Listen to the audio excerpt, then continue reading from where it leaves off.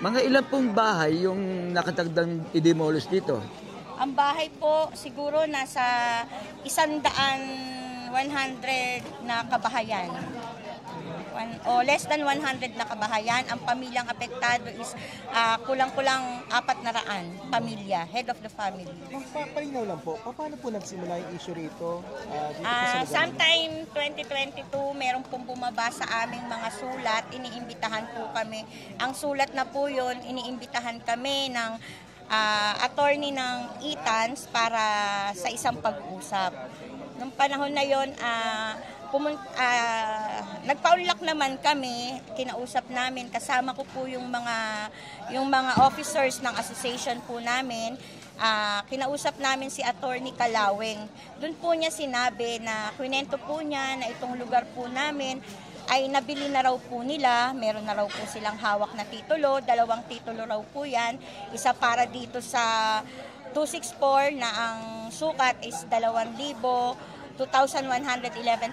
square meters. Doon naman sa kabila, sa 262, is 122.25 square meters. Ang sabi po niya, anytime, gagamitin na po ng may-ari yung lugar, kaya andito ko para makipag-usap sa inyo, alamin kung ano ang pwede naming maging tulong sa inyo. Nabigla kami, hindi namin alam, ang tagal na po namin dito, tas may ganun. Sabi po namin kay attorney, hindi ka po namin agad-agad masasagot. Kaya nagkaroon po kami ng mga sumunod na pagpupulong. Kasi after noon, nagpulong-pulong ang mga officers, ang mga tao dito. Nagkaroon kami ng isang desisyon na kung saan ilalaban namin ang lugar namin na to. Hindi po kami basta-basta aalis kasi ang alam po namin, may karapatan, kahit hindi po sa amin ang lupa na ito, may karapatan po kami bilang tao. Yun po. Hanggang siguro napagtanto nila na talagang hindi po kami susuko na ipaglaban yung lugar. Kinasuhan po nila kami. May 2023, kinasuhan po nila kami. Napunta yung case na ifinay nila sa branch 30 ng Metropolitan Trial Court. Manila po. Yung pong kasong isinampa nila sa amin, nagkaroon ng desisyon, dismiss po ang kasong isinampa po nila laban sa amin dahil ang nakalagay po doon, lack of verification. Siguro nakita po nila doon na yung korporasyon na yon is nagsampa ng demanda sa amin as early as March, pero March 1 po ang nakalagay doon, pero yung pong mga ano po bang tawag doon, officers ng corporation, hindi pa po handa. Nagkaroon lang po sila ng meeting, nagkaroon lang po sila ng election ng March 20. Pero sila, yung mga bona fide tenants po dito, nagbabayad naman po sila ng amilyar ng bahay. Hanggang ganun po, yung nagpasalin-salin, ganun po yung mga naging sistema. Hanggang may dumating po dito, hindi ko na po tanda, sila na yata yung bagong nagmamay-ari. Yung mga nagpapakilala po na bagong may-ari. Bumaba po sila, pero hindi sila, parang nalaman lang namin na may nakabili na yan. Parang may nakabili ng bago niyan. Ito nga, at eventually nga, nakita namin, netong 2022, nabili na nga po ito ng ETAN sa mag-asawang Alicia at Filimon Salcedo. 1, 2, 3.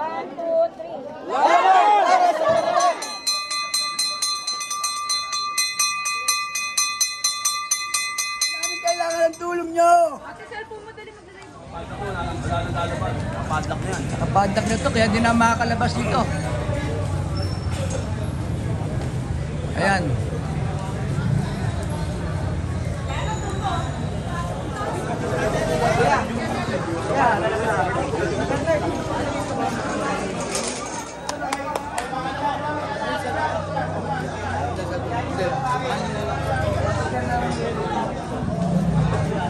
Lahat kayo mga babae dito kayo sa unahan.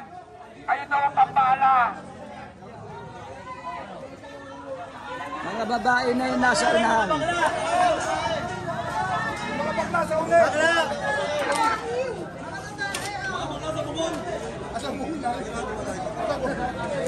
Patawag mo'y tagumpay na natin.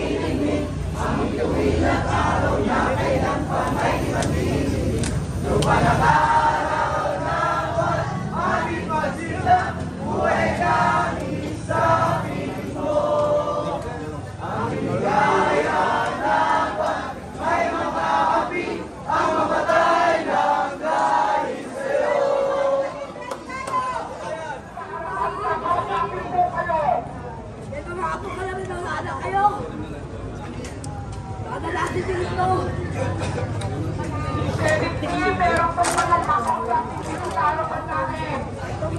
Inaantay po kayo.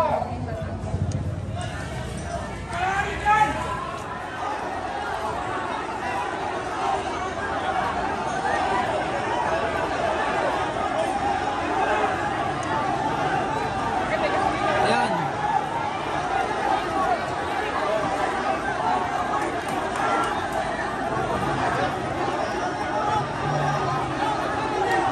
Ayan na.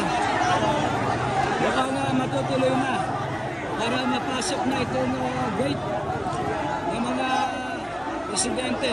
Kanina nga, kanina po kasi ay pinagbawalan na kung makapag gumamit ng cellphone sa loob. Lahat ng mga residente, binawalan na gumamit ng cellphone kaya hindi ko nakagamit sa loob. Dahil sa ang unang-una ay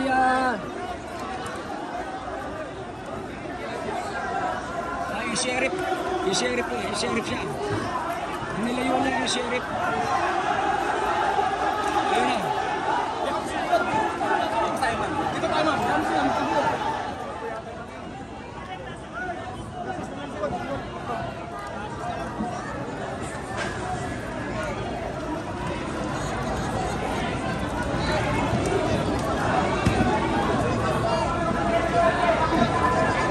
Ayan, ulitin ko po,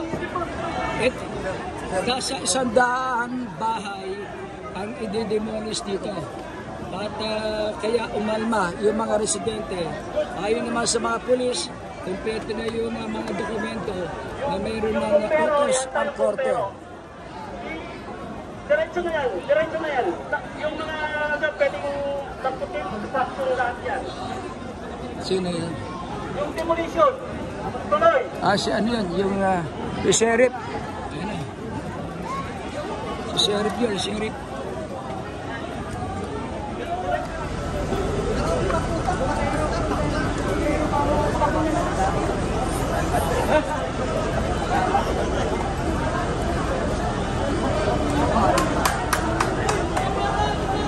Mainit ngayon ha.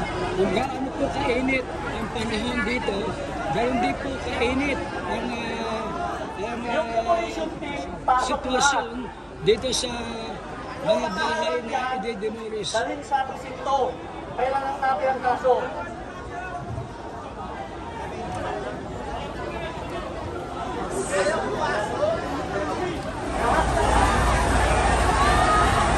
Binomba na ng tubig. Yung mga nakabarikada rito. Ayun na.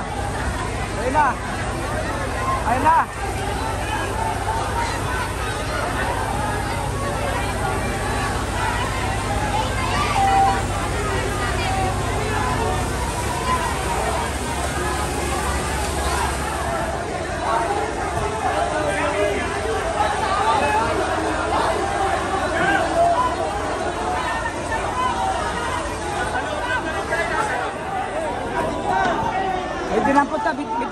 dinampot.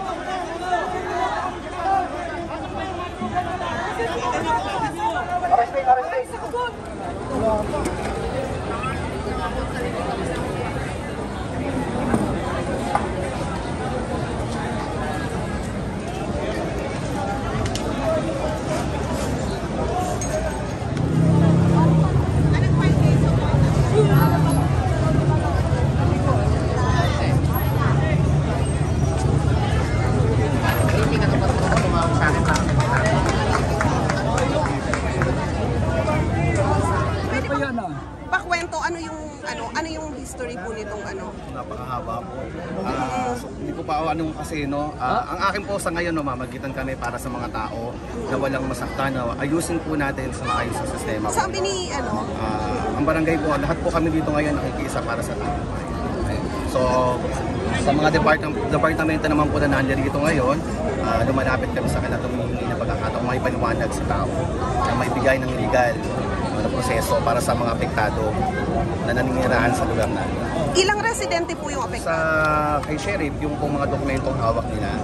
No? So meron silang hinihingi dokumento din na dapat ipakita para mas legal, no? Magpakita sa tao na yung kanilang dokumento, yung kanilang order ay legal na proseso. Pero wala akong ipakita, kaya po ang tao ay nagkakaganyan. Yung TRO sir kanina, ano sinasabi niyo sa TRO?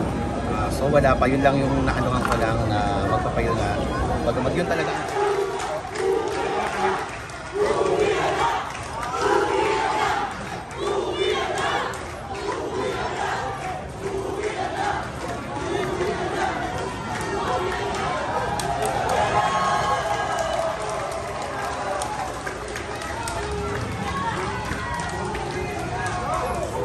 Ito, nag-uwian na. Back to barracks ang mga pulis natin na dinala rito para magsilbi na. Kaso talaga hindi nila, kahit pangatlong attempt, hindi nila napasok yung gate.